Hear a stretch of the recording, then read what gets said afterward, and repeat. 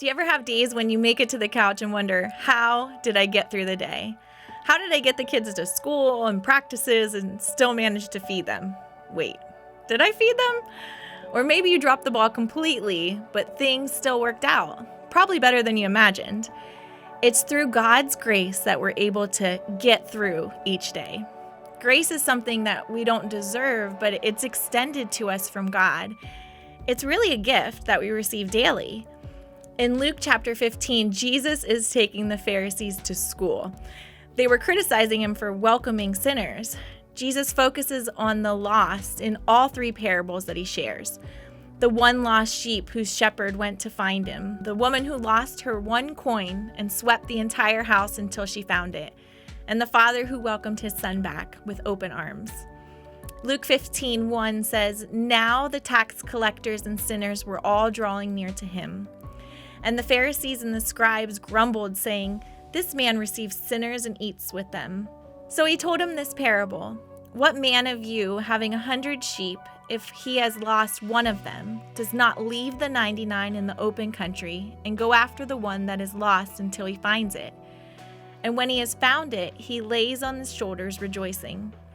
And when he comes home, he calls together his friends and his neighbors, saying to them, "Rejoice with me, for I have found my sheep that was lost."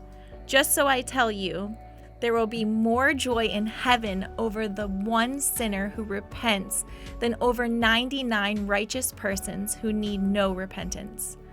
All of these stories ended with rejoicing, but they began with grace.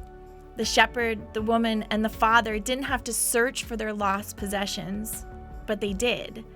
The one sheep, coin, and son were important enough to consume them until they were found again. I often don't like to remind myself of who I was before I found Christ.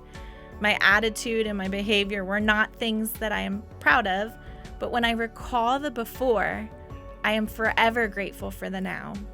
I was lost, and he, out of grace, went and found me, and then rejoiced. Grace is not only something that is given to us, but something that we can give to others. We all deserve a little grace, especially now. And I encourage you today to remember who you were before you received that grace. And remember the people that you interact with today. They could be in the very place that you once were. Perhaps God is calling you to be the one who extends grace to someone that truly needs it today.